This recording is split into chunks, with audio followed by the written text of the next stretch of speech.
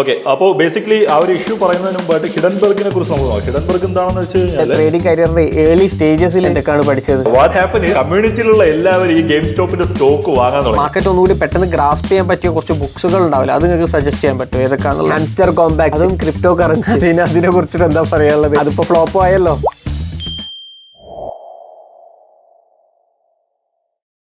ആ ഇഷ്യൂ ഒന്ന് ഷോർട്ടായിട്ട് പറഞ്ഞുതരുമോ? എനിക്ക് ഓർമ്മയുണ്ട്, നമ്മൾ വ്യൂവേഴ്സിന് ഓർമ്മ ഉണ്ടാക്കിയോളൊന്നുമില്ല പ്രോപ്പറായിട്ട് എങ്ങനെയാണ് അവർ ഒരു കമ്പനിത്തെ ഫണ്ട് എടുത്തിട്ട് അദാനിൻ്റെ വേറെ കമ്പനിയിലുള്ള സ്റ്റോക്ക് പ്രൈസ് കൂട്ടുക, അങ്ങനെയല്ലേ ചെയ്തത്? ഓക്കെ, അപ്പോൾ ബേസിക്കലി ആ ഒരു ഇഷ്യൂ പറയുന്നതിന് മുമ്പായിട്ട് ഹിഡൻബർഗിനെ കുറിച്ച് നമുക്ക് നോക്കാം. ഹിഡൻബർഗ് എന്താണെന്ന് വെച്ച് കഴിഞ്ഞാൽ ഹിഡൻബർഗ് US ബേസ് ചെയ്തിട്ടുള്ള ഒരു ഇൻസ്റ്റിറ്റ്യൂഷൻ ആണ്. അപ്പോൾ അവര് ഷോർട്ട് സെല്ലേഴ്സ് ആണ്. ബേസിക്കലി ദേ അനലൈസ് കമ്പനീസ്, അതുപോലെ തന്നെ കമ്പനീസിന്റെ കാര്യങ്ങളിൽ അതിനകത്ത് എന്തെങ്കിലും തരത്തിലുള്ള ഇഷ്യൂസ് ഉണ്ടെങ്കിൽ അത് പബ്ലിക്കിന്റെ മുമ്പിൽ കൊണ്ടുവരിക എന്നുള്ളതാണ് അവരുടെ മേജർ എയിം എന്ന് പറയുന്നത്. അവര് ഷോർട്ട് സെല്ലേഴ്സ് മാത്രമല്ല, they are whistle blowers basically. അപ്പോൾ US തന്നെ ഒരുപാട് കമ്പനികളുടെ US തന്നെ ഒരുപാട് കമ്പനികളുടെ ഫ്രോഡ്സ് അവർ പുറത്തു കൊണ്ടുവന്നിട്ടുണ്ട് മുമ്പ്. ഓക്കെ, അപ്പോൾ ആ ഒരു കമ്പനി ഇന്ത്യൻ ഗ്രൂപ്പ് ഓഫ് കമ്പനീസിനെതിരെ ആദ്യമായിട്ടാണ് ഈ ഒരു റിപ്പോർട്ട് പുറത്തുവിടുന്നത്. ഓക്കെ, ലൈക്ക് അവർക്ക് ഓൾറെഡി പ്രോപ്പർ ആയിട്ടുള്ള ഒരു ട്രാക്ക് റെക്കോർഡ് ഉണ്ട്. ഓക്കെ, US ഇത്ര കമ്പനികളിലുള്ള റിയൽ ഫ്രോഡ്സ് അല്ലെങ്കിൽ റിയൽ ഇഷ്യൂസ് അവർ പുറത്ത് കൊണ്ടുവന്നിട്ടുണ്ട്. So if there something bad about Adani stocks, there should be something bad about Adani stocks എന്ന് പറയുന്ന ഒരു സാധനം അവിടെ വളരെ ഇമ്പോർട്ടന്റ് ആയിട്ട് കിടപ്പുണ്ടായിരുന്നു. അതുകൊണ്ടാണ് ശരിക്കും അദാനി ഗ്രൂപ്പ് ഓഫ് കമ്പനീസ് ഇത്രയും വലിയ ഫോളോ വന്നിട്ടുണ്ടായിരുന്നത് തന്നെ. ലൈക്ക് ഞാൻ നാളെ പോയിട്ട് ട്വിറ്ററിൽ പറയുകയാണ്, ഓക്കെ അദാനിക്കകത്ത് ഇത്ര അഴിമതി നടക്കുന്നുണ്ട്, people don't care about me അല്ലേ? ഓർ യു ആർ സേയിങ് റിലയൻസിനകത്ത് ഇത്രയധികം അഴിമതി നടക്കുന്നുണ്ട്, എന്നിട്ട് സ്റ്റോക്ക് പ്രൈസ് കയറിക്കൊണ്ട് പോകുന്നില്ല, മാനിപ്പുലേഷൻ ആണ് പറയാൻ. People don't care, you don't have that kind of track record. Okay, പക്ഷേ ഇൻഫ്ലുവൻസ് ഇല്ല. But Hindenburg have that kind of track record. അവർ ഓൾറെഡി പറഞ്ഞ കാര്യങ്ങളൊക്കെ മാർക്കറ്റിന്റെ അതുപോലെ സംഭവിച്ചിട്ടുണ്ട്. പല കമ്പനികളും വേരോടെ പിഴുതെറിഞ്ഞ് പൂട്ടിച്ച ഒരു ഇൻസ്റ്റിറ്റ്യൂഷൻ ആണ് ഹിഡൻബർഗ് എന്ന് പറയുന്നത്. അപ്പോൾ അവര് എന്ത് സംഭവിച്ചു എന്ന് പറഞ്ഞു കഴിഞ്ഞാൽ അവര് നമ്മുടെ അദാനി സ്റ്റോക്സിനെതിരെ ഒരുപാട് ലൈക്ക് സ്റ്റോക്ക് മാനിപ്പുലേഷനും അതുപോലെ തന്നെ ഫിനാൻഷ്യൽ മാനിപ്പുലേഷനുമായിട്ട് റിലേറ്റ് ചെയ്തിട്ടുള്ള ഒരു സെറ്റ് ഓഫ് ഡോക്യുമെന്റ്സ് പുറത്തു വിട്ടു. So it's highly sensitive documents. So ആ സെൻസിറ്റീവ് ഡോക്യുമെന്റ്സ് പുറത്തു വന്നപ്പോൾ ഉറപ്പായിട്ടും നമ്മുടെ അദാനി സ്റ്റോക്സ് അത്യാവശ്യം നല്ല രീതിയിലുള്ള ഫോള് വന്നിട്ടുണ്ടായിരുന്നു. പ്ലസ് ഇതിന്റെ ഏറ്റവും ഇമ്പോർട്ടൻ്റ് ആയിട്ട് നോക്കേണ്ട കാര്യം എന്ന് പറഞ്ഞു കഴിഞ്ഞാൽ ആ സമയത്ത് യൂണിയൻ ബഡ്ജറ്റ് വരുന്ന സമയം കൂടെയായിരുന്നു. സോ ഈ രണ്ട് ഇൻസിഡൻസും കൂടെ കൊളൈഡ് ആയപ്പോഴാണ് ഇത്രയും വലിയൊരു ഫോളോ മാർക്ക് അതിനകത്ത് റീസെന്റ് വന്നിട്ടുണ്ടല്ലോ. ഹിഡൻബർഗിന്റെ ഒരു ഇഷ്യൂ വന്നിട്ടുണ്ടല്ലോ. ആക്ച്വലി റീസെന്റ് വന്നിട്ടുള്ള issue is kind of A joke actually. കാര്യം എന്താണെന്ന് വെച്ച് കഴിഞ്ഞാൽ ഹിഡൻബർഗ് ഡയറക്ടർ സെബിയുടെ ഹെഡിനെയാണ് അക്യൂസ് ചെയ്തത്. ഓക്കെ, കാരണം അവരെ അക്യൂസ് ചെയ്യാനുള്ള റീസൺ എന്ന് പറഞ്ഞു കഴിഞ്ഞാൽ അദാനി ഇഷ്യൂവിൽ സെബി പ്രോപ്പർ ആയിട്ടുള്ള ഇൻവെസ്റ്റിഗേഷൻ നടത്തിയിട്ടില്ല. സോ സെബി പ്രോപ്പർ ആയിട്ടുള്ള ഇൻവെസ്റ്റിഗേഷൻ നടത്താത്തതിന്റെ റീസൺ ഈ ഇഷ്യൂവിൽ ഈ സെബിയുടെ ഹെഡിനും പങ്കുണ്ട് എന്നുള്ള രീതിയിലുള്ള ഡോക്യുമെന്റ്സ് ആണ് അവർ പുറത്തുവിട്ടിട്ടുണ്ടായിരുന്നത്. പക്ഷേ ഇഷ്യൂ എന്താണെന്ന് വെച്ച് കഴിഞ്ഞാൽ അവര് തിരിച്ച് കൗണ്ടർ ആയിട്ടുള്ള ഒരു മറുപടി കൊടുത്തിട്ടുണ്ടായിരുന്നു. That's valuable. പ്രോപ്പർ ആയിട്ടുള്ള മറുപടി അപ്പോൾ തന്നെ ലൈക്ക് എനിക്ക് തോന്നുന്നത് ഒരു സാറ്റർഡേ ആണ് ഈ റിപ്പോർട്ട് പുറത്തു വരുന്നത്. ഓൺ നെക്സ്റ്റ് ഡേ സൺഡേ തന്നെ അവര് കൗണ്ടർ മറുപടി കൊടുത്തിട്ടുണ്ടായിരുന്നു. സോ അത് മാർക്കറ്റിനെ പ്രത്യേകിച്ച് അഫക്ട് ചെയ്യത്തില്ല. പിന്നെ ഒരു കാര്യമുള്ളത്, you heard about our old story, പുലി വരുന്നു എന്ന് ആദ്യത്തെ 2 പ്രാവശ്യം മാത്രമേ ആൾക്കാർ പേടിക്കത്തുള്ളൂ. മൂന്നാമത്തെ പ്രാവശ്യം പുലി വന്നാലും ആൾക്കാർ പേടിക്കത്തില്ല. So that's it. ആദ്യത്തെ ഒരു എമോഷൻ, ഇനി ഒരു കൊറോണ വന്നു എന്ന് പറഞ്ഞാൽ മാർക്കറ്റ് ഫോളോ ആവും, ഒരിക്കലും സംഭവിക്കാൻ പോകുന്നില്ല. ഞാൻ ഹിഡൻബർഗ് പറഞ്ഞതിനെ കൊണ്ട് എനിക്കൊരു ഓർമ്മയിൽ വന്നത് ഒരു കാര്യം പറയാം. നമ്മൾ കോവിഡിന്റെ ടൈമിൽ USA വളരെയധികം ബൂമായിട്ടുള്ള ഒരു സ്റ്റോക്ക് ആണല്ലോ ഗെയിം സ്റ്റോപ്പിൻ്റെത്. അത് അതിന്റെ കഥ ഉണ്ടല്ലോ, നല്ലൊരു രസമുള്ള കഥ ആണ് ഗെയിം സ്റ്റോപ്പ്. അതൊന്ന് പറയോ നമ്മളെ വ്യൂവേഴ്സിന് വേണ്ടിയിട്ട്? ശരിക്കും ഒന്ന് ആലോചിച്ച് നോക്കിയാൽ ആക്ച്വലി ഗെയിം സ്റ്റോപ്പ് ബേസിക്കലി എന്താണെന്ന് വെച്ച് കഴിഞ്ഞാൽ ഗെയിം സ്റ്റോപ്പ് എന്ന് പറയുന്ന കമ്പനി ആ കമ്പനിക്ക് ഒരു കൾട്ട് ഫോളോയിങ് ഉണ്ട്. അതാണ് ശരിക്കും ആ കമ്പനി കൾട്ട് ഫോളോയിങ് ഉണ്ട്. അതിനെ അറൗണ്ട് ചെയ്തിട്ട് ഗെയിം സ്റ്റോപ്പ് എന്താന്നുള്ളത് ആദ്യം ഒന്ന് പറഞ്ഞു കൊടുക്കുക. അത് നമ്മൾ കാണുന്നവർക്ക് അറിയലുണ്ടാവില്ല. GameStop is okay. GameStop എന്ന് പറയുന്നത് ബേസിക്കലി റീറ്റെയിൽ ചെയ്യുന്ന ഒരു സ്റ്റോറാണ്. Okay, they sell games. Games sell ചെയ്യുന്ന ഒരു കമ്പനിയാണ്. സോ അവർക്ക് ഒരുപാട് റീറ്റെയിൽ ചെയിൻസ് ഉണ്ട്. ബട്ട് ഈ ഇഷ്യൂ നടക്കുന്ന സമയത്ത് ഇവർക്ക് ഫണ്ടമെന്റൽ ഒരുപാട് ഇഷ്യൂസ് ഉണ്ടായിരുന്നു. അത് അത്യാവശ്യം നല്ല ഫിനാൻഷ്യൽ ക്രൈസിസിലൂടെ പൊയ്ക്കൊണ്ടിരിക്കുകയായിരുന്നു. അപ്പോൾ എന്ത് സംഭവിച്ചെന്ന് പറഞ്ഞു കഴിഞ്ഞാൽ ഒരുപാട് ഇൻസ്റ്റിറ്റ്യൂഷൻസ് ഇതിനകത്ത് ഷോർട്ട് പൊസിഷൻസ് എടുത്ത് വെച്ചിട്ടുണ്ടായിരുന്നു. ഓക്കെ, ഈ കമ്പനി ഫോളോ ആവാൻ ചാൻസ് ഉണ്ട്, so I'm going to make money out of it എന്ന് പറഞ്ഞിട്ട് ഒരുപാട് കമ്പനീസ്, ഒരുപാട് ബിഗ് ഇൻസ്റ്റിറ്റ്യൂഷൻസ് ഇതിനകത്ത് ഷോർട്ട് പൊസിഷൻ എടുത്ത് വെച്ചിട്ടുണ്ടായിരുന്നു. പക്ഷേ ഓപ്പോസിറ്റ് എന്ത് പറ്റിയെന്ന് പറഞ്ഞു കഴിഞ്ഞാൽ യുനോ റീറ്റെയിൽ ഇൻവെസ്റ്റേഴ്സ് ഒറ്റയ്ക്ക് നിൽക്കുമ്പോഴാണ് പവർ ഇല്ലാത്തത്. ബട്ട് ഒരു സെറ്റ് ഓഫ് റീറ്റെയിൽ ഇൻവെസ്റ്റേഴ്സ് ഒരുമിച്ച് കൂടുന്ന സമയത്ത് പവർ എന്ന് പറയുന്നത് വേറെ ലെവലാണ്. സോ വാട്ട് ഹാപ്പൻ ഈസ് റെഡിറ്റിനകത്ത് ഗെയിം സ്റ്റോക്ക് ലൈക്ക് സ്റ്റോക്ക് മാർക്കറ്റിനെ കുറിച്ച്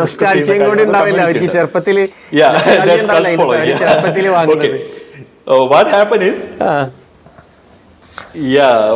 വാട്ട് ഹാപ്പൻ ഈസ് ഈ കമ്മ്യൂണിറ്റിയിലുള്ള എല്ലാവരും ഈ ഗെയിം സ്റ്റോപ്പിന്റെ സ്റ്റോക്ക് വാങ്ങാൻ തുടങ്ങി.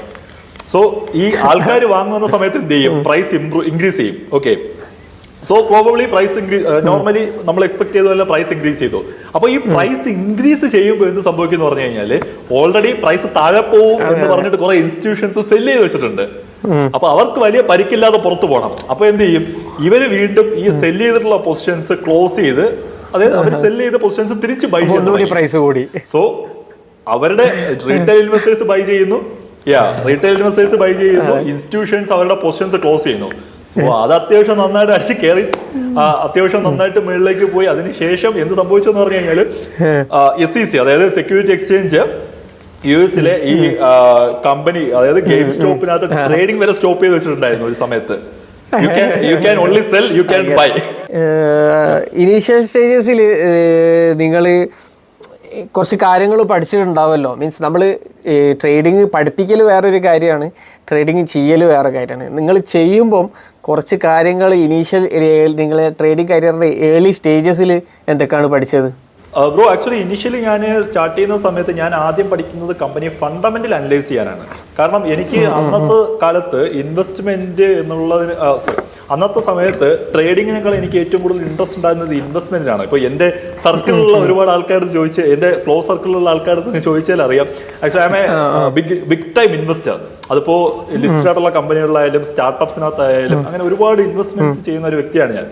അത് പണ്ടും അങ്ങനെയാണ്, ഇപ്പോഴും അങ്ങനെ തന്നെയാണ്. അപ്പോൾ പണ്ട് ഇനിഷ്യലി സ്റ്റാർട്ട് ചെയ്ത സമയത്ത് ഈ ഇൻവെസ്റ്റ്മെന്റ് എന്താണ് എന്നുള്ളത് പഠിക്കാനായിട്ട് ഒരുപാട് കമ്പനിയുടെ ഫണ്ടമെന്റൽസ് ഞാൻ അനലൈസ് ചെയ്യുമായിരുന്നു. ഇപ്പോൾ ഞാൻ നേരത്തെ പറഞ്ഞതുപോലെ NSE-ക്കകത്ത് നമുക്ക് എല്ലാ കമ്പനിയുടെ ഫിനാൻഷ്യൽ റിപ്പോർട്ട്സ് ഫ്രീലി അവൈലബിൾ ആണ്. അപ്പോൾ ഇതൊക്കെ റീഡ് ചെയ്യുക, ഇതൊക്കെ അനലൈസ് ചെയ്യുക, ഇതൊക്കെ എങ്ങനെയാണ് ഇമ്പാക്ട് ചെയ്യുക എന്നുള്ളതൊക്കെയാണ് ഞാൻ ആദ്യം പഠിക്കുന്നത്. അതിനുശേഷമാണ് ടെക്നിക്കൽസ്, ബാക്കി മാക്രോ എക്കണോമിക്സ് പോലുള്ള കാര്യങ്ങളൊക്കെ പഠിച്ചു വരുന്നത്. അപ്പോൾ ഈ ഒരു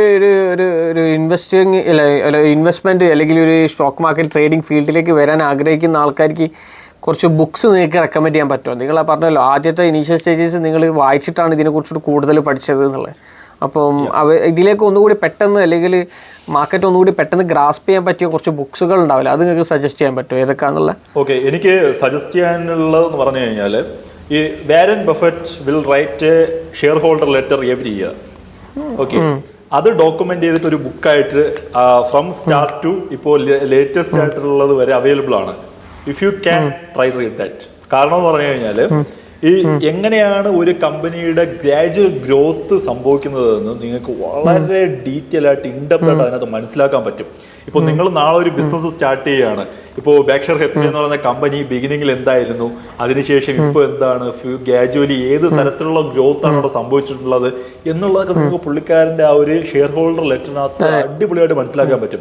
so try to read that. Second വേറെ ഏതെങ്കിലും ബുക്ക് ഉണ്ടോ? അത് മാത്രം വായിച്ചാൽ മതി എന്നാണ് പറയുന്നത്. If you are a long time investor, try to read that. That's it. ഇപ്പോൾ ഡേ ട്രേഡിംഗ് അല്ലെങ്കിൽ ട്രേഡിംഗ് ചെയ്യുന്ന ആൾക്കാർക്ക് എന്താണ്, ഏത് ബുക്കാണ് ബെറ്റർ? ബ്രോ, ട്രേഡിംഗ് ചെയ്യുന്ന ആൾക്കാർക്ക് if you can read something that can get you A chilled mind, read everything. കാര്യം എന്ന് പറഞ്ഞു കഴിഞ്ഞാൽ ഇപ്പോൾ ഡേ ട്രേഡിംഗ് ബുക്ക് വായിച്ചൊന്നും പഠിക്കാൻ പറ്റത്തില്ല. ഇറ്റ്സ് അത് ട്രേഡ് എടുത്തിട്ട് തന്നെ പഠിക്കേണ്ടി വരുന്നു. ട്രേഡ് എടുത്തേ പഠിക്കാൻ പറ്റുള്ളൂ, കൈ പൊള്ളിയേ പഠിക്കാൻ പറ്റുള്ളൂ. അതെ അതെ, കൺസിസ്റ്റന്റ് ആയിട്ട് പ്രോഫിറ്റബിൾ ആവാൻ പറ്റാത്തൊരു ട്രേഡറിനോട് നിങ്ങൾക്ക് എന്തെങ്കിലും പറയാനുണ്ടോ? ഏത് രീതിയിൽ അത് മൂവ് ചെയ്യണം എന്നുള്ള? ട്രൈ ഹാർഡ്, അത്രേ പറയാനുള്ളൂ. കാരണം ട്രൈ ഹാർഡ് ലേൺ ഹാർഡ്. കാരണം എന്ന് പറഞ്ഞു കഴിഞ്ഞാൽ ഇപ്പൊ എന്തുകൊണ്ട് ഒരാൾ പ്രോഫിറ്റബിൾ ആകുന്നില്ല എന്ന് പറഞ്ഞു കഴിഞ്ഞാൽ ഇപ്പൊ മാർക്കറ്റിനകത്ത് ഒരുപാട് സ്ട്രാറ്റജീസ് ഉണ്ട്. ഓക്കെ, എല്ലാ സ്ട്രാറ്റജീസ് അടിപൊളി സ്ട്രാറ്റജീസ് ആണ്. പക്ഷെ പ്രശ്നം എന്താണെന്ന് വെച്ച് കഴിഞ്ഞാൽ ഇവരൊരു സ്ട്രാറ്റജി ഒരു മാസം ഉപയോഗിക്കും. ഒരു മാസം ഉപയോഗിച്ചിട്ട് ഒരു മാസം നല്ല പ്രോഫിറ്റബിൾ ആയിരിക്കും. പക്ഷേ അടുത്ത രണ്ടാമത്തെ മാസത്തിൽ ആദ്യത്തെ ആഴ്ച ചിലപ്പോൾ അവർക്ക് 1-2 ലോസ് വരും. അപ്പോൾ എന്ത് ചെയ്യുമെന്ന് പറഞ്ഞു കഴിഞ്ഞാൽ ഓക്കെ ഈ സ്ട്രാറ്റജി അത്ര പഴയതുപോലെ അത്ര വർക്കൗട്ട് ആവുന്നില്ല, നമുക്കൊരു പുതിയ സ്ട്രാറ്റജി പിടിക്കാം എന്നുള്ള രീതിയിൽ അതിന്റെ പുറകെ പോകും. അപ്പോൾ ഇവിടെയും ഇല്ല അവിടെയും ഇല്ല എന്നുള്ളൊരു അവസ്ഥയിൽ പോയിട്ട് ആകെപ്പാടെ എല്ലാം പോവും. ഇത് മാറ്റി വെച്ചിട്ട് നിങ്ങൾ പ്രോപ്പറായിട്ട് ഒരു സ്ട്രാറ്റജി കണ്ടുപിടിക്കുക, ആ സ്ട്രാറ്റജി നന്നായിട്ട് വർക്കൗട്ട് ചെയ്യുക, അത് തന്നെ കണ്ടിന്യൂസ് ആയിട്ട് മാർക്കറ്റിനകത്ത് അപ്ലൈ ചെയ്യാൻ ശ്രമിക്കുക. ഇപ്പോൾ ലോസ് മേക്ക് ചെയ്യുന്നുണ്ട്, ഓക്കെ ദാറ്റ്സ് ഫൈൻ, നിങ്ങൾ പ്രോപ്പറായിട്ട് റിസ്ക് മാനേജ് ചെയ്ത് ഇറങ്ങുക, സിമ്പിൾ. പിന്നെ നിങ്ങൾ 8 വർഷം മുന്നേ സ്റ്റാർട്ട് ചെയ്തതും ഇപ്പോഴും തമ്മിലുള്ള മാർക്കറ്റ് കണ്ടീഷൻ എന്താണ് നിങ്ങൾക്ക് മനസ്സിലാക്കാൻ പറ്റുമല്ലോ പെട്ടെന്ന്? അത് വെച്ചിട്ട് നിങ്ങൾ എങ്ങനെയാണ് അഡാപ്റ്റ് ചെയ്തത് ഈ ഒരു രീതിയിലേക്ക്? ആക്ച്വലി മാർക്കറ്റ് കണ്ടീഷൻ എന്ന് പറയുന്നത് ആക്ച്വലി ഞാൻ സ്റ്റാർട്ട് ചെയ്ത സമയത്ത് India is A growing country. Now India is A grown country like US, UK and everything. കാരണം എന്ന് പറഞ്ഞു കഴിഞ്ഞാൽ ഒന്ന് നോക്കിക്കഴിഞ്ഞാൽ ആഫ്റ്റർ കൊറോണ നോക്കുകയാണെന്നുണ്ടെങ്കിൽ ഇന്ത്യയിൽ ഒരുപാട് സെക്ടറിനകത്ത് വളരെ വലിയ രീതിയിലുള്ള ബൂം വന്നിട്ടുണ്ട്. ഇവൻ ഇപ്പോൾ സ്റ്റാർട്ടപ്സിലായാലും ഒന്നാലോചിച്ച് നോക്കിയേ, I am a middle class person, I am talking to you because of this startup ecosystem. അതെ, മനസ്സിലായില്ലേ? സോ അത് വളരെ ഇമ്പോർട്ടന്റ് ആണ്. ഇപ്പോൾ ഇന്ത്യയുടെ എക്കോണമി നന്നായിട്ട് ഗ്രോ ആവുന്നുണ്ട്. ഇപ്പോൾ നമ്മൾ പണ്ട് മുതലേ പഠിക്കുന്ന ഒരു കാര്യമാണ്, ഒരുപാട് പേര് പറയുന്ന ഒരു കാര്യമാണ്, India is not growing, India is not growing, India is not growing. Bro look at stock market. സ്റ്റോക്ക് മാർക്കറ്റ് നോക്കുകയാണെന്നുണ്ടെങ്കിൽ ലാസ്റ്റ് ഒരു 10 വർഷത്തിൽ ഓൾമോസ്റ്റ് ഡബിളോ ട്രിപ്പിളോ ആയിട്ടുണ്ട് സ്റ്റോക്ക് മാർക്കറ്റ്, ഡബിളോ ട്രിപ്പിൾ റിട്ടേൺസ് നമുക്ക് തന്നിട്ടുണ്ട്. So that's the sign India is growing. പിന്നെ വേറെ ഒന്ന് ചോദിക്കാണ്ട്, ഇപ്പൊ റീസെന്റ് ഒരു വൈറലായ സംഭവമാണല്ലോ നമ്മള് ഹാംസ്റ്റർ കോമ്പാക്ട്, അതും ക്രിപ്റ്റോ കറൻസി. അതിനെ കുറിച്ചിട്ട് എന്താ പറയാനുള്ളത്? അതിപ്പോ ഫ്ലോപ്പ് ആയല്ലോ. Actually let me ask you A question. Okay, നമ്മള് സ്റ്റോക്ക് മാർക്കറ്റിനകത്ത് വരികയാണ്, ഓർ സ്റ്റോക്ക് മാർക്കറ്റ് വിട്ടോ, നമ്മൾ എന്തെങ്കിലും ഒരു ഫണ്ടമെന്റൽ ഒരു ബിസിനസ് ചെയ്യുകയാണ്. Okay, if you are doing A business, ആ ബിസിനസ്സിന് എന്തെങ്കിലും ഒരു ഫണ്ടമെന്റൽ കോർ ഉണ്ടാവണം. What you are selling, what you are buying, or how you are making profit എന്ന് പറയുന്ന ഒരു ഫണ്ടമെന്റൽ സർവീസ് എന്തായാലും. അതെ, but it's A service or product എന്ന് പറയുന്ന ഒരു സംഭവമുണ്ട്. സ്റ്റോക്സിന്റെ കാര്യത്തിലാണെങ്കിൽ it's A fundamental value, they are doing business, they are making profit. ഇനി ക്രിപ്റ്റോ കറൻസിയുടെ കാര്യം നോക്കുകയാണെന്നുണ്ടെങ്കിൽ ഇപ്പോ BTC ബിൽഡ് ചെയ്തിരിക്കുന്നത് തന്നെ നമ്മുടെ ഹോൾ എക്കോണമിയിലുള്ള പ്രോബ്ലംസ് സോൾവ് ചെയ്യുക എന്നുള്ള ഒറ്റ ഇത് വെച്ചിട്ടാണ്. കാരണം ഇപ്പോ ഒരു ഇന്ത്യൻ ബാങ്ക്, ഇപ്പോ I am transferring like $1,000 to any other country, ഒരു 1 ലക്ഷം രൂപ അല്ലെങ്കിൽ ഒരു $1,000 ഞാൻ വേറൊരു രാജ്യത്തോട്ട് അയക്കുകയാണ്. അപ്പോൾ ഒരു ഇന്ത്യൻ ബാങ്ക് വഴി അയക്കുകയാണെങ്കിൽ I have to pay certain charges for that, അല്ലേ? ഞാൻ അയക്കുന്ന എമൗണ്ടിന്റെ ഒരു 3% അല്ലെങ്കിൽ 2% ഒക്കെ ചാർജസ് ഞാൻ പേ ചെയ്യണം. പക്ഷെ അതേ സമയത്ത് നിങ്ങൾ ക്രിപ്റ്റോ വഴി അയക്കുകയാണെങ്കിൽ you have to only pay the gas fees. Okay, so ഓരോ ക്രിപ്റ്റോ കറൻസിക്കും അതിൻ്റെതായ ഓരോ ക്രിപ്റ്റോ കറൻസിക്കും അതിൻ്റെതായ അണ്ടർലൈങ് ബേസ് വാല്യൂ ഉണ്ട്. Why they are doing that, അല്ലെങ്കിൽ എന്തുകൊണ്ടാണ് ആ ക്രിപ്റ്റോ കറൻസി ആൾക്കാർ യൂസ് ചെയ്യണം എന്നുള്ളത് യൂസ് കേസ് ഉണ്ട്. ഇപ്പൊ ബിറ്റ്കോയിന് യൂസ് കേസ് ഉണ്ട്, എതീരിയത്തിന് യൂസ് കേസ് ഉണ്ട്, അല്ലാന്നുണ്ടെങ്കിൽ സൊളാന എന്ന് പറയുന്നൊരു കോയിൻ ഉണ്ട്. It's A most fastest coin block chain in the crypto world. Okay, ആ സൊളാനയ്ക്ക് ഒരു യൂസ് കേസ് ഉണ്ട്, അല്ലെങ്കിൽ ട്രോൺ പോലുള്ള കോയിൻസിന് ഒരു യൂസ് കേസ് ഉണ്ട്. എനിക്ക് അവരോട് ചോദിക്കാനുള്ളത്, what is the use case of hamster coin? Tap ചെയ്ത് പൈസ ഉണ്ടാക്കാൻ, പെട്ടെന്ന് പൈസ ഉണ്ടാക്കാൻ പറ്റില്ല. ഓക്കെ, ഇപ്പൊ ബിറ്റ്കോയിന്റെ കാര്യം നോക്കുകയാണെന്നുണ്ടെങ്കിൽ ബിറ്റ്കോയിൻ വർക്ക് ചെയ്യുന്നത് അല്ലെങ്കിൽ അതിന്റെ മൈനിങ് നടക്കുന്നത് പ്രൂഫ് ഓഫ് വർക്കിനെ ബേസ് ചെയ്തിട്ടാണ്. കുറച്ച് നാൾ മുമ്പ് എതീരിയവും പ്രൂഫ് ഓഫ് വർക്കിനെ ബേസ് ചെയ്തായിരുന്നു, ഇതപ്പോ പ്രൂഫ് ഓഫ് സ്റ്റേക്ക് ആയി. ഇനി സൊളാന നോക്കുകയാണെങ്കിൽ പ്രൂഫ് ഓഫ് ഹിസ്റ്ററിയാണ്. അപ്പൊ ഇങ്ങനെ ഓരോ കോയിനും മൈൻ ചെയ്യുന്നതിന് അതിൻ്റെതായ ഓരോ ടെക്നോളജി ഉണ്ട്, അല്ലെങ്കിൽ അതിന്റെ ഓരോരോ വർക്ക്സ് ഉണ്ട്. Proof of work, proof of stake, അങ്ങനെ ഓരോരോ സാധനങ്ങളുണ്ട്. അപ്പോൾ ഈ hamster coins not tapping is not your proof of work or anything, man. Try to understand your finger. Yeah, it's proof of what? Selling a dream. Okay, you can tap, make money. It's not going to happen. അതിലും വലിയ comedy എന്താണെന്ന് വെച്ച് കഴിഞ്ഞാൽ, hamster is not a coin, crypto coin, it's a token.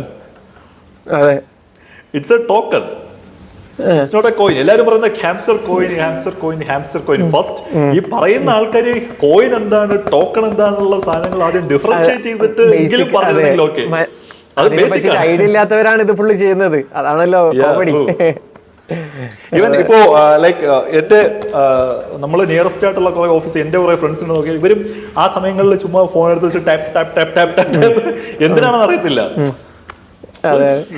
എനിക്ക് ഇതിനെ കുറിച്ചിട്ട് ചെറിയൊരു ധാരണ ഉണ്ട്. Means way back may be ഒരു 10 years മുന്നേ ഞാൻ ഏകദേശം ബിറ്റ് കോയിന് 40,000 rupees, ഒരു ബിറ്റ് കോയിന് 40,000 rupees ഉള്ള ടൈമിൽ ഞാൻ ബിറ്റ് കോയിൻ ഫോളോ ചെയ്യുന്ന ആളാണ്. അപ്പോൾ അതിനെക്കുറിച്ചിട്ട് അന്ന് എനിക്കൊരു ധാരണ ഉണ്ട്. അപ്പോൾ അതിനെക്കുറിച്ചിട്ട് കുറച്ച് മനസ്സിലായതിൻ്റെ ശേഷമാണ് ഇപ്പോൾ ഈ നമ്മളെ ഈ ഹാംസ്റ്റർ കോമ്പാക്റ്റ് വന്നത്. അപ്പോൾ തന്നെ എനിക്ക് ഓടിക്കിന് ഇറ്റ്സ് ജസ്റ്റ് ഫേക്ക് എന്നുള്ളത് എനിക്ക് ആദ്യം മനസ്സിലാക്കിന്. അതിനെക്കൊണ്ട് അതിൻ്റെ പിറകെ ഞാൻ പോകാൻ നിന്നില്ല. അല്ല ഇപ്പൊ ആക്ച്വലി പലരും പറയുന്ന ഒരു ആർഗ്യുമെന്റ് ആണ്, പണ്ട് ബിറ്റ് കോയിന് $1 താഴെ ഉണ്ടായിരുന്നുള്ളൂ, ഇപ്പൊ അതിന്റെ പ്രൈസ് കണ്ടോ എന്നൊക്കെ.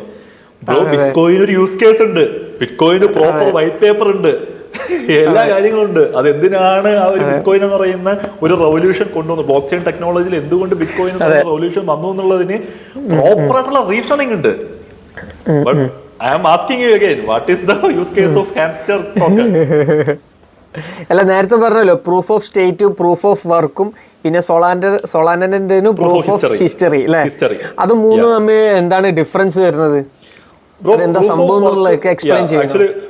പ്രൂഫ് ഓഫ് വർക്ക് എന്ന് പറയുന്നത് അറിയാം, ബിറ്റ്കോയിൻ മൈനിങ് റിഗ് കണ്ടിട്ടുണ്ടാവുമല്ലോ. നമ്മള് ഒരു റിഗ് സെറ്റ് ചെയ്യുന്നു, അതിന്റെ അൽഗോരിതം സോൾവ് ചെയ്തിട്ട് we can mine cryptos. Okay, അങ്ങനെയാണ് ബിറ്റ്കോയിൻ മൈൻ ചെയ്യുന്നത്. അപ്പോൾ അതിനകത്ത് എതീരിയം നോക്കുകയാണെങ്കിൽ കുറച്ച് നാൾ മുമ്പ് എതീരിയം അങ്ങനെയാണ് മൈൻ ചെയ്തുകൊണ്ടിരുന്നത്. ഇനി പ്രൂഫ് ഓഫ് സ്റ്റേക്ക് എന്താണെന്ന് വെച്ച് കഴിഞ്ഞാൽ, ഫസ്റ്റ് നമ്മൾ ഈ എതീരിയം മൈൻ ചെയ്യുക അല്ലെങ്കിൽ ഏതൊരു പ്രൂഫ് ഓഫ് സ്റ്റേക്കിൽ വർക്ക് ചെയ്യുന്ന കോയിൻ ആയാലും അത് മൈൻ ചെയ്യുന്നതിന് മുമ്പായിട്ട് we have to purchase that coin. അതുപോലെ അതിന്റെ ലിക്വിഡ് പൂൾസിനകത്ത് നമ്മൾ ഈ കോയിൻസിനെ കൊണ്ട് സ്റ്റേക്ക് ചെയ്യണം. ലൈക്ക് നമ്മളിവിടെ ഒരു ഫിക്സഡ് ഡെപ്പോസിറ്റ് ഇടുന്നത് പോലെ. ഓക്കെ, സോ ഈ സ്റ്റേക്ക് ചെയ്ത് വയ്ക്കുമ്പോൾ അതിൽ നിന്നാണ് പുതിയ കോയിൻസ് മൈൻ ചെയ്തെടുക്കാൻ പറ്റുന്നത്. ദാറ്റ്സ് കോൾഡ് പ്രൂഫ് ഓഫ് സ്റ്റേക്ക്. ഇനി പ്രൂഫ് ഓഫ് ഹിസ്റ്ററി എന്താണെന്ന് വെച്ചാൽ, പ്രൂഫ് ഓഫ് ഹിസ്റ്ററി എന്താണെന്ന് വെച്ച് കഴിഞ്ഞാൽ, ഓൾറെഡി ഈ ക്രിപ്റ്റോ കറൻസീസ്, ഇപ്പോ ഇറ്റ്സ് സൊളാന, ഞാൻ ബ്രോയ്ക്ക് ഒരു സൊളാന ഷെയർ അയക്കുകയാണ്. Okay, there is a history there.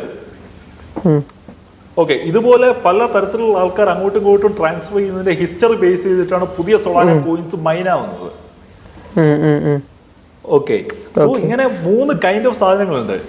ഇതിന് പുറമെ വരുന്നതൊക്കെ ടോക്കൺസ് ആണ്. ഇപ്പൊ സൊളാന എന്ന് പറയുന്ന ബ്ലോക്ക് ചെയിനകത്ത് എനിക്ക് എത്ര വേണമെങ്കിലും ടോക്കൺസ് ബിൽഡ് ചെയ്യാം. BNB എന്ന് പറയുന്ന ബ്ലോക്ക് ചെയിനകത്ത് എനിക്ക് എത്ര വേണമെങ്കിലും ടോക്കൺസ് ബിൽഡ് ചെയ്യാം. എതീരിയത്തിനകത്ത് എനിക്ക് എത്ര വേണമെങ്കിലും ടോക്കൺസ് ബിൽഡ് ചെയ്യാം. പിന്നെ റീസെന്റ് നടന്ന ബിനാൻസിന്റെ ഒരു സ്കാം ഉണ്ടല്ലോ. ബിനാൻസിന്റെ സ്കാം അറിയില്ല? അതിന്റെ ഓണറിന്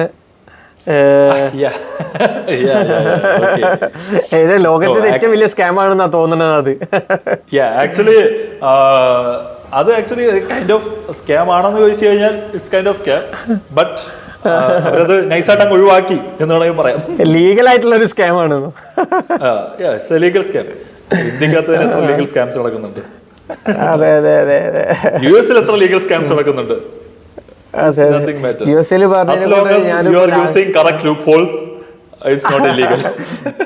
അതെ അതെ, യുഎസ് എന്ന് പറഞ്ഞതിനെ ഏകദേശം വൈൻഡപ്പ് ചെയ്യാനുള്ള സമയമായി എന്നാണ് തോന്നുന്നത്. ലാസ്റ്റത്തെ US എന്ന് പറഞ്ഞതിനെ കൊണ്ട് ഞാൻ ചോദ്യം ചോദിക്കാം, ഇപ്പം വൈകാതെ തന്നെ US ഇലക്ഷൻസ് നടക്കാൻ പോവല്ലേ? US ഇപ്പോൾ ഒന്നെങ്കിൽ ബൈഡനാണ് വരാൻ പോവുക, അല്ലെങ്കിൽ ട്രംപ്. ഇവർ രണ്ടുപേരും വന്നു കഴിഞ്ഞാലും നമുക്ക് ഇന്ത്യയിൽ അതിൻ്റെ മാറ്റങ്ങൾ നമ്മളെ ഷെയർ മാർക്കറ്റിൽ വരാൻ ചാൻസസ് ഉണ്ട് വളരെ വലുതായിട്ട് തന്നെ. അത് എന്തായിരിക്കും ഉണ്ടാവുക? ആക്ച്വലി ബൈഡൻ US പ്രസിഡന്റ് ഇലക്ഷനിൽ നിന്ന് ബാക്ക് ഔട്ട് അടിച്ചു. മറന്നുപോയി. ബാക്കൗട്ട് അടിച്ചു. കമല ഹാരിസ് ആണ് വരുന്നത് അല്ലേ? കമല ഹാരിസ് അല്ലേ ഇപ്പൊ അതിലേക്ക് വരുന്നത്? ആക്ച്വലി ഇപ്പോ ശരിക്കും പറഞ്ഞു കഴിഞ്ഞാല് ഈ നടക്കാൻ പോകുന്ന US ഇലക്ഷൻ എന്ന് പറയുന്നത് ഭയങ്കര അൺസർട്ടൺ ആണ്. കാര്യം എന്താണെന്ന് വെച്ച് കഴിഞ്ഞാല്, ലൈക്ക് ഇതിനു മുമ്പുള്ള US ഇലക്ഷൻസിനകത്ത് കറക്റ്റ് ആയിട്ടുള്ള ഒരു ഹിസ്റ്ററി ഉണ്ട്, അല്ലെങ്കിൽ കറക്റ്റ് ആയിട്ടുള്ള ഒരു ട്രെൻഡ് ഉണ്ട്. What going to happen next ഇത് ഇങ്ങനെയൊക്കെ സംഭവിക്കും, ഇയാളായിരിക്കും ജയിക്കാൻ പോകുന്നുള്ള ഒരു പ്രോപ്പർ ട്രെൻഡ് ഉണ്ട്. ഇപ്പോൾ ട്രംപ് പ്രീവിയസ് ഇലക്ഷന് തോൽക്കുന്നതിന് മുമ്പായിട്ടും ഒരുപാട് ആൾക്കാർ കണ്ടസ്റ്റകൾ ഒരുപാട് പേര് പറഞ്ഞിട്ടുള്ളതാണ് Trump is going to fail. കാരണം എന്ന് പറഞ്ഞു കഴിഞ്ഞാൽ പുള്ളിക്കാരൻ ഇംപ്ലിമെന്റ് ചെയ്ത പല കാര്യങ്ങളും അത് സാധാരണക്കാരനെ യൂസ്ഫുൾ ആയിട്ടില്ല. അത് മാത്രമല്ല, പല സാധനങ്ങൾ ഒരുപാട് ആൾക്കാരെ നെഗറ്റീവ്ലി ഇമ്പാക്ട് ചെയ്തിട്ടുണ്ട്. അവിടുത്തെ എക്കോണമി തന്നെ വലിയ ക്രൈസിസിലൊക്കെ പോയിട്ടുണ്ട്. ലൈക്ക് ഈ കൊറോണ സമയത്ത് തന്നെ ഈ ഒബാമയുടെ ഒരു ഹെൽത്ത് ഇൻഷുറൻസ് ഉണ്ട്. അപ്പോൾ ഈ ട്രംപ് വന്ന സമയത്ത് ഇതിനെടുത്ത് കളഞ്ഞിട്ടുണ്ടായിരുന്നു. ഓക്കെ, അപ്പൊ പല ആൾക്കാരും റോഡിൽ വരെ കിടന്ന് മരിക്കുന്ന ഒരു സാധനം അന്ന് US സംഭവിച്ചിട്ടുണ്ടായിരുന്നു ഈ ഒരു ഇഷ്യൂ ഉണ്ട്. സോ അങ്ങനത്തെ പ്രശ്നങ്ങൾ നടന്നുകൊണ്ടിരിക്കുന്ന സമയത്ത് നടന്ന ഒരു ഇലക്ഷനാണ് അപ്പോഴത്തെ US ഇലക്ഷൻ എന്ന് പറയുന്നത്. Obviously Trump going to fail ആ സമയത്ത്, അതിലൊരു സംശയമില്ല. പക്ഷേ അവിടെ ട്രംപ് തോറ്റിട്ട് ഒരു ബെറ്റർമെന്റ് കൊണ്ടുവരാൻ സാധ്യത ഉണ്ട് എന്ന് പറഞ്ഞ ആൾക്കാർ, ജയിപ്പിച്ചു വിട്ട ആൾക്കാർ പിന്നീട് അവിടെ സംഭവിച്ചത് അതിനേക്കാളും മോശമായിരുന്നു. അഫ്ഗാൻ ഇഷ്യൂ ഒക്കെ ഇത്രയും വലിയൊരു പ്രശ്നമായത് ഇവര് കാരണം മാത്രമാണ്. ഓക്കെ, അപ്പോ അങ്ങനെ ഒരുപാട് കാര്യങ്ങളുണ്ട്. അവര് ഇപ്പൊ ട്രംപ് നോക്കുന്ന സമയത്ത്, ട്രംപ് വരുന്ന സമയത്ത് കോർപ്പറേറ്റുകൾ ഒരുപാട് സപ്പോർട്ട് ചെയ്തു, സാധാരണക്കാരനെ സപ്പോർട്ട് ചെയ്തില്ല എന്നുള്ള ഒരു പ്രശ്നം ഉണ്ടായിരുന്നത്. ഇവിടെ നേരെ തിരിച്ചു നോക്കുകയാണെങ്കിൽ ഇവിടെ കോർപ്പറേറ്റ് സപ്പോർട്ട് ചെയ്തിട്ടില്ല, സാധാരണക്കാരന് വേണ്ടി ഒന്നും ചെയ്തിട്ടില്ല. They are doing their own, they live in their separate universe and everything. നമ്മൾ ഐസ്ക്രീം തിന്നുന്ന എടുക്കാന്ന് ബൈഡന്റെ വീഡിയോ ആണെന്നല്ലോ ഇപ്പോൾ ഐസ്ക്രീം തിന്നുന്നത്. എന്നിട്ട് റിപ്പോർട്ടർ ചോദിക്കുന്ന ചോദ്യം എന്താ, ഏതാണ് ഐസ്ക്രീമിന്റെ ഫ്ലേവർ എന്ന്. ഇപ്പോ Joe Biden, he don't even know what he is doing. അതെ. ഓക്കെ, ഒന്ന് ആലോചിച്ച് നോക്കേ. I am CEO of T+1. Okay, ഞാൻ രാവിലെ ഓഫീസിൽ വന്നിരുന്നിട്ട് എന്റെ സീറ്റിൽ ഇരിക്കാതെ ഞാൻ പോയി ബാത്റൂമിൽ ഇരിക്കുകയാണ്. It's kind of the same thing happened in US with Biden. അതെ. എന്തായാലും നമുക്ക് ലാസ്റ്റ് ഒരു ക്വസ്റ്റ്യൻ, നമ്മൾ ഇത് ട്രേഡിങ്ങിന് താല്പര്യമുള്ള ആൾക്കാരായിരിക്കും ഈ പോഡ്കാസ്റ്റ് അധികം കാണാം. അപ്പോൾ അവർക്ക് കൊടുക്കാനുള്ള ഒരു ടിപ്പ് ഓഫ് അഡ്വൈസ് എന്താണ് ട്രേഡിങ്ങിലേക്ക് കയറുന്നതിന് മുമ്പ്? ഓക്കെ, ട്രേഡിങ്ങിലേക്ക് കയറുന്നതിന് മുമ്പായിട്ട് എനിക്ക് ഇമ്പോർട്ടൻ്റ് ആയിട്ട് തരാനുള്ളതെന്ന് പറഞ്ഞു കഴിഞ്ഞാൽ, first what is your purpose, അതാദ്യം മനസ്സിലാക്കണം. ട്രേഡിങ് ചെയ്യണം, ശരിക്കും നിങ്ങൾക്ക് ട്രേഡിങ് ചെയ്യേണ്ട ആവശ്യമുണ്ടോ എന്നുള്ള പർപ്പസ് ആദ്യം നിങ്ങൾ മനസ്സിലാക്കുക. രണ്ടാമത്തെ കാര്യം, നിങ്ങൾക്ക് അങ്ങനെ ഒരു പർപ്പസ് ഉണ്ട് എന്നുണ്ടെങ്കിൽ അത് എങ്ങനെ ഫുൾഫില്ല് ചെയ്യണം എന്നുള്ള വഴി നിങ്ങൾ കണ്ടുപിടിക്കുക. അത് ഫുൾഫില്ല് ചെയ്യാനുള്ള ഈസി വഴി എന്ന് പറയുന്നത്, സ്റ്റാർട്ട് ചെയ്യുന്നതിന് മുമ്പായിട്ട് കൃത്യമായിട്ട് എന്താണ് സ്റ്റോക്ക് മാർക്കറ്റ്, എങ്ങനെയാണ് അത് വർക്കൗട്ട് ആവുന്നത്, എന്താണ് ട്രേഡിങ്, എങ്ങനെയാണ് അതൊരു പ്രോഫിറ്റബിൾ ട്രേഡർ ആവുക എന്നുള്ളത് കൃത്യമായിട്ട് പഠിക്കുക. You have lots of resources available. അതിപ്പോൾ ഓൺലൈൻ ആയാലും ഇല്ല ഇൻസ്റ്റിറ്റ്യൂഷൻസിന്റെ സൈഡിൽ നിന്നാലും ഒരുപാട് റിസോഴ്സസ് നിങ്ങൾക്ക് ഫ്രീയിൽ തന്നെ അവൈലബിൾ ആണ്. Try to learn. ആ പഠിച്ച് കറക്റ്റ് ഒരു വേ ക്രിയേറ്റ് ചെയ്തതിന് ശേഷം മാത്രം നിങ്ങൾ ട്രേഡിങ്ങിലേക്ക് എൻ്റർ ആവുക. ഓക്കെ, എന്തായാലും നമുക്ക് ഈ പോഡ്കാസ്റ്റ് വൈൻഡപ്പ് ചെയ്യാം. ട്രേഡിങ് റിലേറ്റഡ് ആൾക്കാർക്ക് ഈ പോഡ്കാസ്റ്റ് വളരെ യൂസ്ഫുൾ ആവുമെന്ന് ഞാൻ വിചാരിക്കുന്നു. ഇനി അവർക്ക് യൂസ്ഫുൾ ആയിട്ടില്ലെങ്കിലും എനിക്ക് കുറേ ഡൗട്ടുകൾ ഉണ്ടായിരുന്നു, അതെനിക്ക് ചോദിക്കാൻ പറ്റിയിട്ടുണ്ട്. എന്തായാലും thank you for coming to this podcast Suraj. Thank you. Thank you. Bye. By.